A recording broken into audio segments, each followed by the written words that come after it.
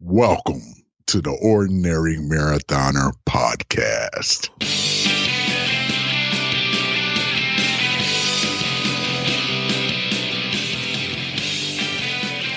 Hello and welcome to the Ordinary Marathoner Podcast. My name's Coach Scott. I'll be your host today. It is Monday, April 5th. Hope you guys had a great weekend. It was Easter weekend. I hope you spent some time with family. If you are Christian and you celebrate Easter. If not, I hope you spend time with family anyway. I hope you got your training in if you could. I know some people did a real great job at kind of balancing the family and the training. I did not. I do always tell my athletes though, family comes first. Training comes second. If you can get it in, you do your best to get it in. If not, hey, you know what? You're going to have to live to fight another day. I live to fight another day this weekend, but we're going to talk about that sort of at the back end of the podcast because I have something more important to bring to you today. Last week I got a chance to talk to Ron Boos and Jeff Beason.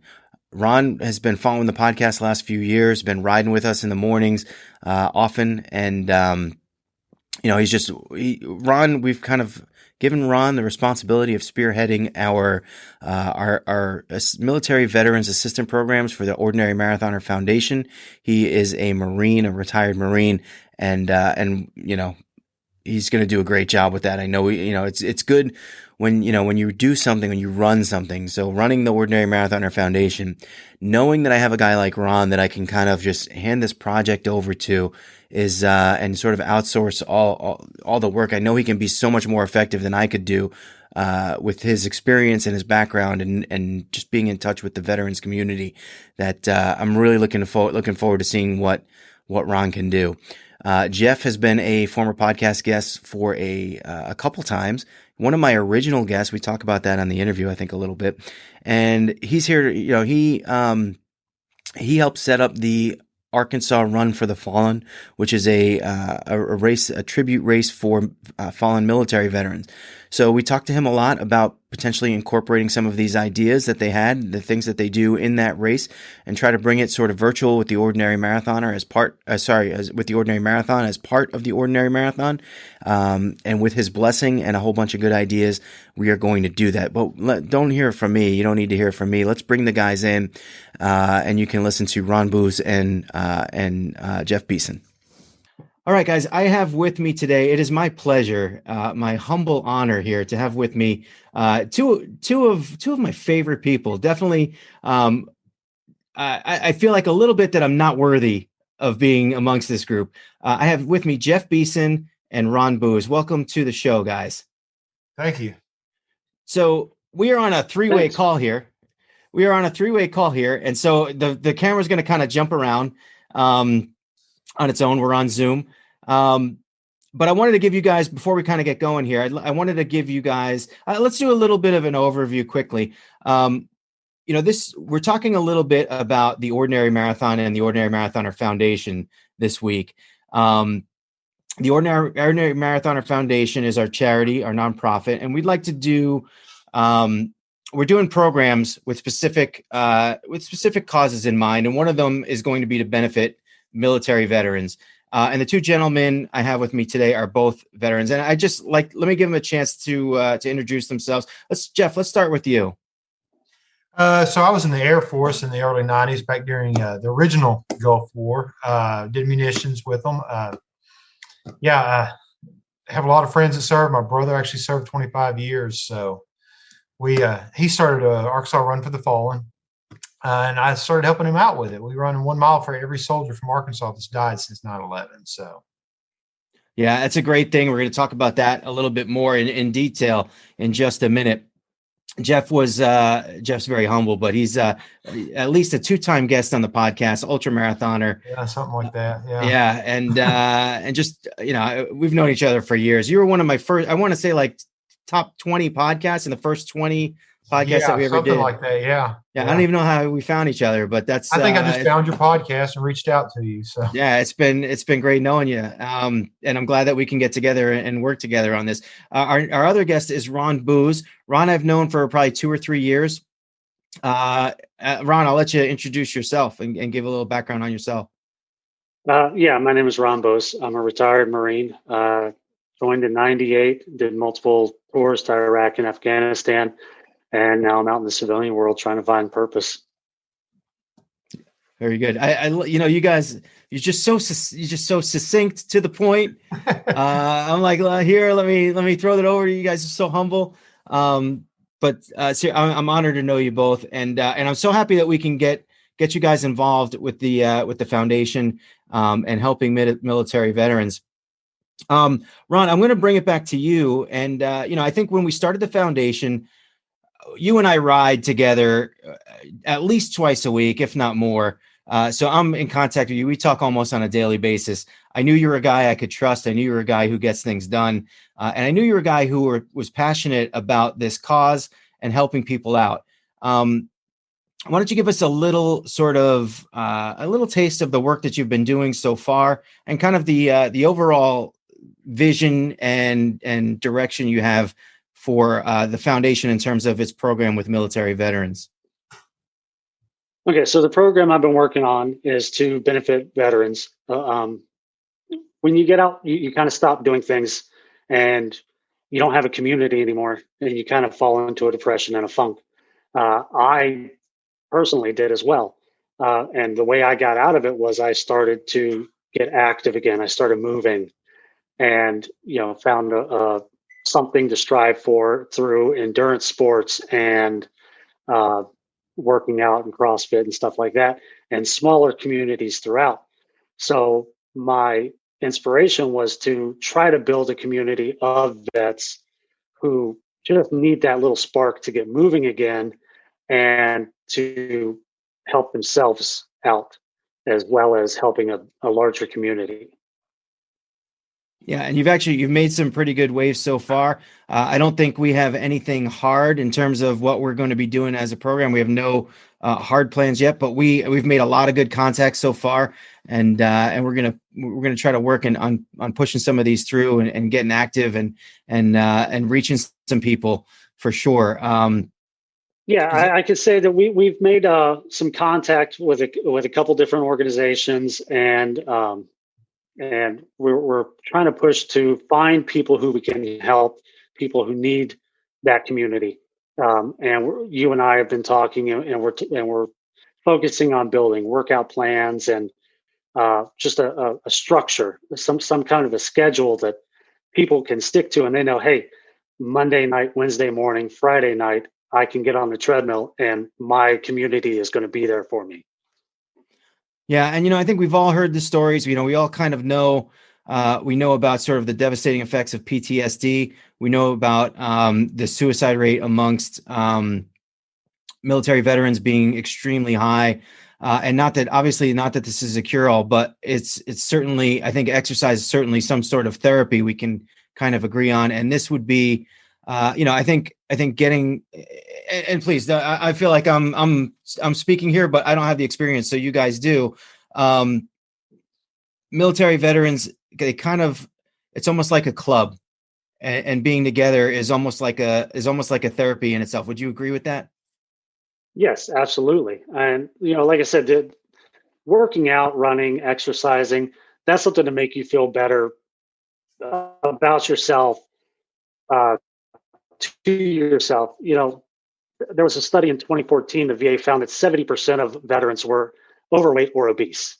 And that in itself does not do anything for self-worth, or, you used to be in the best shape of your life and now you're not. And one thing from military service is, if you're not in great shape, well, then what good am I? So it's kind of breaking that mold of that mindset, but also letting people see fitness as being something to strive for and not a punishment. Something you can do for yourself to feel better physically, to feel better about yourself, and on top of all of that, just taking the physical aspect out of it, like I've said a couple times, having the community there. The structure, the community, somebody you can fall back on, somebody you could talk to, somebody that has been through the same stuff you have, that you feel comfortable opening up to because they know. Yeah. And Jeff, I haven't prepped you for this, but as an ultra marathoner and a veteran, Is there anything you can chime in and add, or in terms of your experience, or? Let's face it, running an Ironman, any of that, it's not easy. And when you have others around you that have a similar background, like military service, it's a shared misery. It kind of builds camaraderie and brotherhood there. So, that's what I was sitting there thinking when Ron was talking. There's a shared misery that bonds people together. Yeah, no, I hear. Yes, misery does love company. Yeah. Yeah, that's interesting that you guys put it that way and made that connection. For sure. But I will come back to you on this, Jeff, because now I guess, what we want to kind of bring together here is Ron has this great idea and he's moving forward and he's doing all this great work for the foundation, and making things happen. Here we have the Ordinary Marathon coming in a little over a month now. And we're trying to, like I said, we're trying to kind of match up our causes with individual days and do great things, to highlight the causes and the importance of the work that we're doing. And one of the things that it reminded me of was something that Jeff does, and Jeff mentioned it in passing a little earlier. Jeff is one. I don't know if your brother, I think, is one of the founders, or maybe is the founder. Yes. Of something called the Arkansas Run for the Fallen. I think that this event, I see you post about it year in and year out, and I think it is one of the most amazing tributes that I've seen on social media. And I know every year it gets bigger and bigger, but before I talk too much about it, why don't I throw it over to you, Jeff, and see if you could do a better job explaining it than I would. So it grew out of a simple idea that we need to remember the names of our fallen soldiers. So my brother actually said, figured out a route, did all this on his own, and kind of brought some other runners on board. They start 150 miles from Little Rock and run all the way into the state capitol. We stop at every mile. We read a card. This mile was run in honor of this person, state their hometown, what happened, what unit they were with, and we place a flag, come to attention and salute it. And we get the next flag. We keep this rolling during daylight hours for 3 days straight.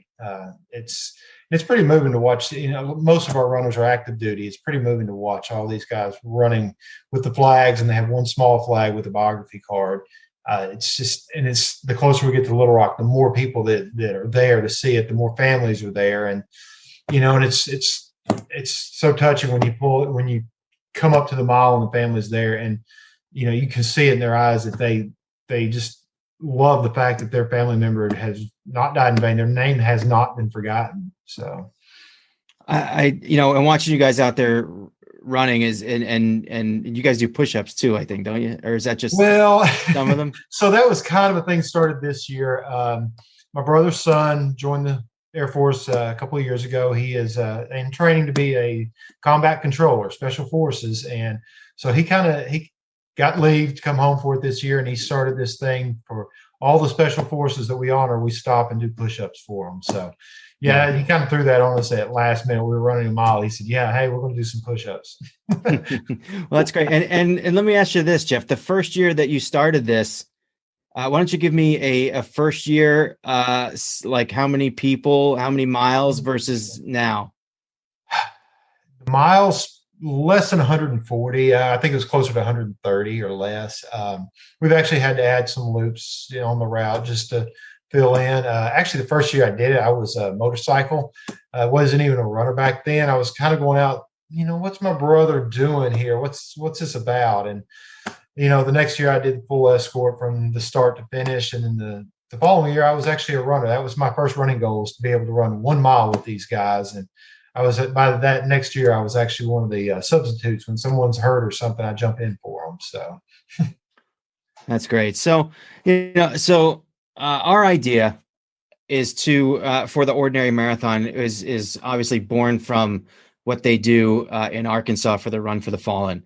And with Jeff's blessing, we're going to sort of adopt something very similar for the Ordinary Marathon. And what we're going to do is that on the Saturday of the final Saturday, which I believe is May 15th this year, we are going to give anyone who is registered for the Ordinary Marathon an opportunity to run a mile for a service member they would like to honor. And Ron, I'm going to kind of pass it on to you to sort of describe sort of the nature of the, I guess, sort of the nature of the like how they should do that, or the honor, who they should honor. I think we all got together and thought, wow, this could really be a really special moment. It could really be a good opportunity for people to pay respect to fallen military veterans, or the veterans is probably not the right word there, but you know what I mean. Why don't I pass it over to you, Ron? And I know you had a little more something to say. Yeah, thanks. So what we're going to do is, starting at 9 a.m. that morning, we're going to kick off a live video on Facebook.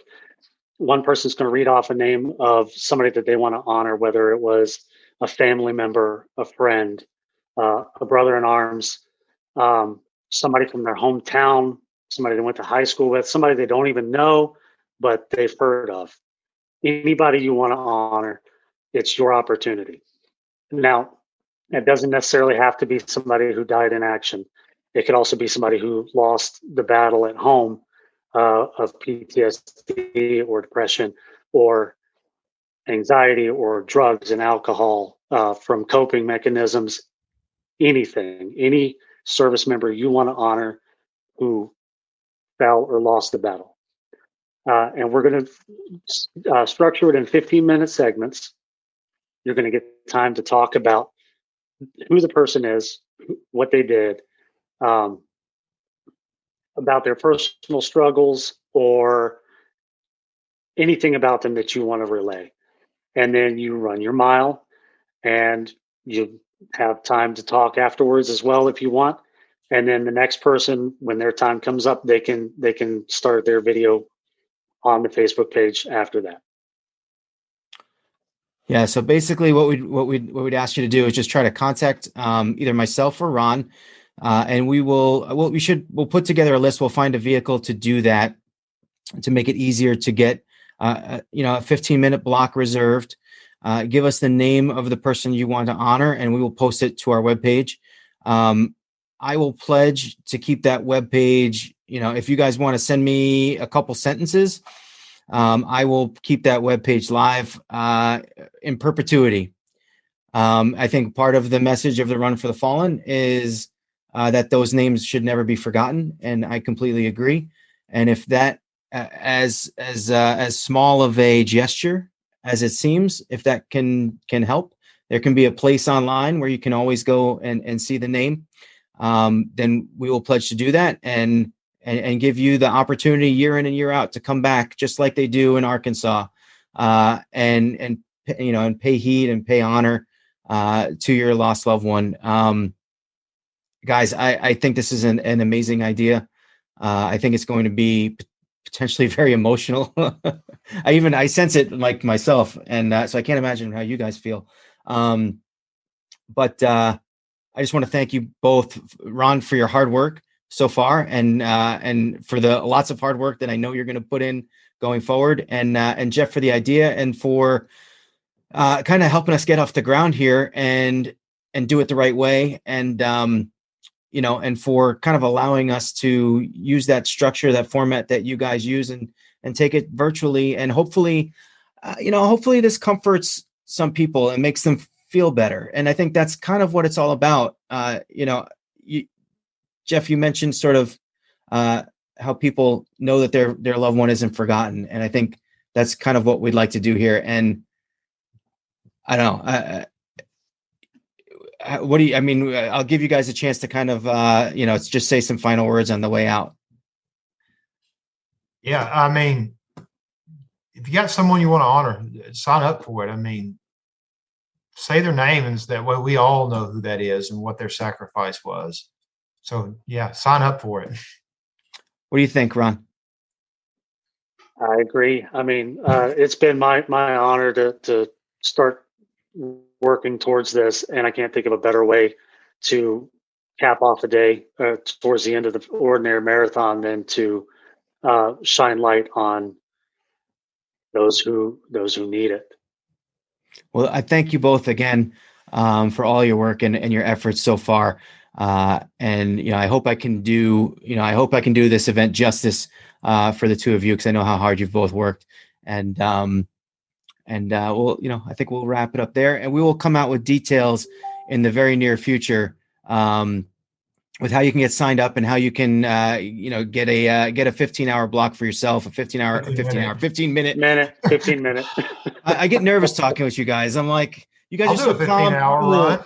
You guys are so calm and cool, and you're just like, I'm like, I'm not worthy. But we'll set up something for those 15-minute blocks, and you guys can get signed up and look forward to a really emotional and really special day of the Ordinary Marathon. So thank you, guys. Thank you. Thank you. All right, guys, that was our interview with Ron and Jeff, and man, how impressive are those guys? And I feel like I was stammering over my words a little bit, and kind of just, I'm the one that's a little bit nervous, and they're so calm and cool. But really awesome guys, and I'm glad they come on and talk to us about what we're doing with the Ordinary Marathoner Foundation in terms of military veterans assistance, and our plans to kind of move forward with that, combined with how we're going to integrate the Arkansas Run for the Fallen and their ideas with the Ordinary Marathon this year on April 15th. If you are registered for the Ordinary Marathon and you would like to get an allotted time to pay tribute for your loved one, for your fallen loved one, whether that person has fallen in combat, in action, or after their service, or in one case we've actually had someone call and say, hey, my father, he passed away recently, and he just was always very proud of his service, and I'd like to run a mile for him. Yes, all those things. Stephanie's running one for her father who passed away recently, and he was a very proud U.S. Marine, so she's going to run a mile for her dad. And, we want to fill this up as much as possible. We want to make it an event. We want to build it. We think that it could be a very good, a traditional sort of thing that we do every year. Honor military veterans, make sure that they're not forgotten. And if you sign up this year and you get that mile, you get that 15-minute time allotment, we will make sure we hold that for you year in and year out every year. And we certainly will put up a webpage with everyone's name that you guys give us, and make sure that lives on in perpetuity as long as we have the website open and running. But man, a moving conversation. I think I always kind of get moved when I talk about military veterans, especially when we talk about fallen soldiers and any veteran who has ultimately lost their life. It's a poignant topic to talk, and I don't know, I get kind of choked up and moved, so it throws me off my game a little bit. But man, if you haven't signed up for the Ordinary Marathon yet, please go to ordinarymarathon.com, register for the race. We got a bunch of medals that we need to still give away. So sign up for that medal if you want it. It's an extra $9. And the shirt is $15. We got to put those orders out in about a week. So if you want a shirt, if you want a personalized bib, you gotta sign up by next week, by Monday. By the end of this week, I would say you want to get signed up. So go to ordinarymarathon.com, get signed up. And if you want a 15-minute time slot to honor your family member, your friend, whoever it may be, former, obviously veteran, not former veteran. Yes, let us know. We will make sure that those names get involved. We'll make sure that you get that 15-minute time slot so that you can pay tribute to your loved one. Thank you for that. Thank you for being involved in advance, because I got a feeling that this is going to be, it's sort of like a bittersweet thing, because on the one hand, it's like, I feel like this could really enhance our race and the experience of our race. It could really become a moving tribute for our race, which makes me happy. And it also makes me happy that we can support the foundation and the good things that we intend to do, that Ron intends to do, and the programs he intends to spearhead through your donations. And on the one hand, it makes me feel good that it's advancing our causes, but on the other hand, it's like, the reason that we're celebrating and that we're honoring veterans is because they're no longer with us. So it's sad on that end, sort of bittersweet there, and it certainly tugs your emotions both ways. But go to ordinarymarathon.com, please, and sign up and join us for race day, May 5th through the 16th. No, May 7th through May 16th. Those are the days. And the day in particular for the Run for the Fallen will be May 15th, Saturday, May 15th. So please come and join us. Going back to, my father was a U.S. Marine, and I say was, if he'll get mad at me for saying that, but I think retired Marine is probably the best way to say it. He's very proud. He's got all the bumper stickers. He's upstairs right now. He's wearing his Marine Corps hat. I'm like, Dad, where's your Team Ordinary hat? Nope, Marine Corps hat. He wears it very proudly.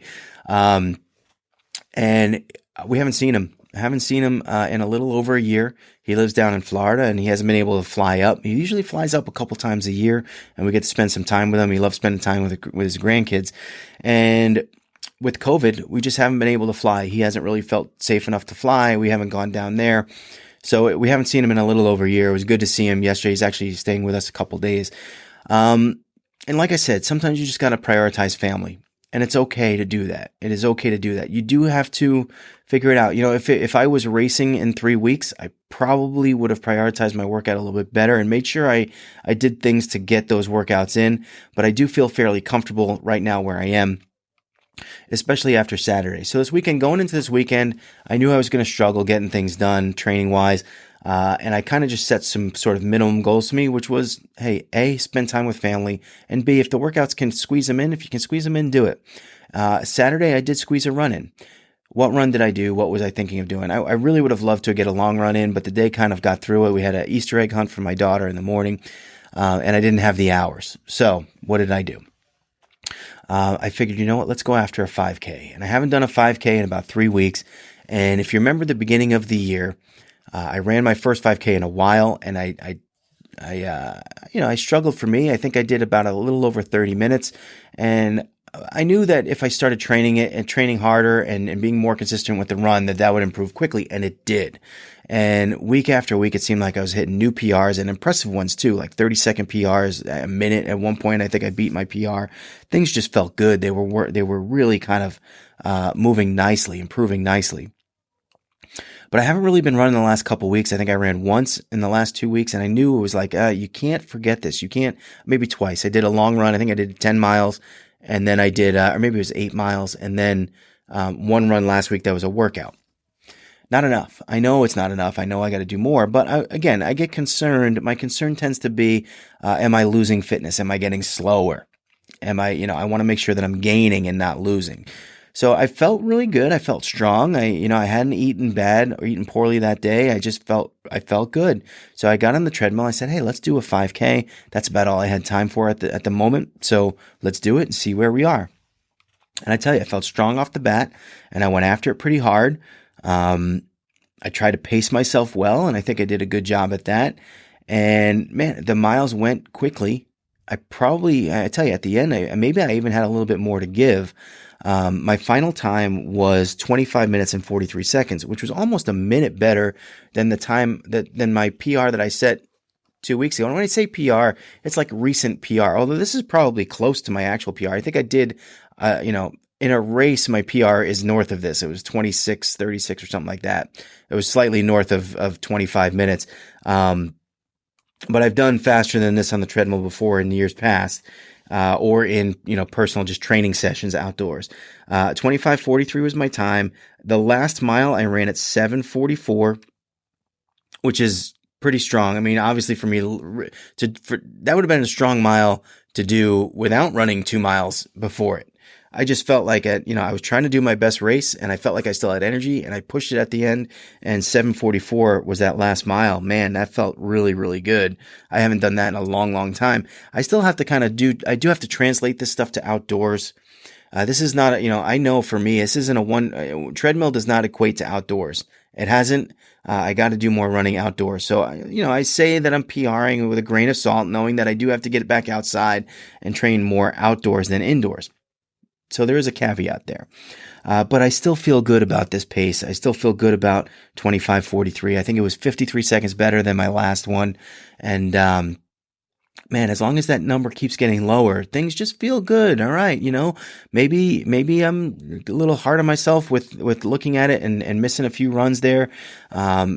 in general, I'm still kind of improving. I'm improving. The training that you've done kind of sets in. And then when you do the cross training with the bike, man, it really helps out. Speaking of cross training, I'm going to get off this topic now, but I called up my local pool and they are open. I'm thrilled that you now have to make reservations for the lane. I hate sharing a lane. In the past, it was just first come, first serve. And, we have 3 lanes in the pool. And if a 4th person shows up, you got to do one of these. Oh, please don't pick my lane. Please don't pick my lane. And then when they do, you got to share the lane. And typically, if I've been in the pool for a while and I've been getting my workouts in, it's like, if no one else leaves and no other lane opens up, I'm going to leave the pool fairly quickly. I hate sharing lanes. So now I don't have to. I feel great. So, we're going to start swimming in the near future. If not this week, next week for sure, over the weekend. And I'm excited about that. I am excited to bring that back. I think I need it. I definitely think I need it. And that cross training, it helps in everything. If you want to improve your run, you do have to run. This is what we've learned over the years. You do have to run. You can't just cross train and expect your run to be better. So you do have to do some running, but the cross training will help. It will help improve things faster. If you want to be a faster cyclist, you could just cycle and that would be fine. You would improve. But if you cross train by running and by swimming, it's going to help you. It will help you improve at a more advanced pace. Whatever I said, at a more advanced pace. So the cross training all helps. One thing helps another. And you just got to keep doing those base activities individually, and the cross training will help you improve exponentially. That was the word I was looking for, exponentially. So I'm excited to get back in the pool. I hope you guys had a good weekend. We did have one race over the weekend on Friday. I didn't know about this race, so it wasn't included, but Matt Shore was out there, did a 1 mile race, and he set some crazy time for him. I think he ran a 7:55 mile, and, you on roller skates, dude? My God, what got into you? I've been watching Matt. Obviously, we talked to him he's been on the podcast a couple times. We train together often. And he's been doing a lot of zone 2 run training, which I think is great. And he's been very successful with it. And and it's paying off. It's paying off. Dude, a 7:55 mile. I don't know how you did it. But that's great, dude. And you're going to do nothing but improve from there. It's good to see. So congratulations on your finish there, Matt. And we're looking forward to watching you improve. You got another 3 months for your Ironman Lake Placid, which is looking more and more like it's going to happen. And we're excited to see you out there, getting things done. So we're going to wrap things up today, guys. Please sign up for the Ordinary Marathon, ordinarymarathon.com. Check it out. And again, if you need to, if you're looking to, honor a military veteran, a fallen veteran, let me know. We will add you to our growing list. It's already, what did I say, 5? It's either 5 or 7 or something like that already.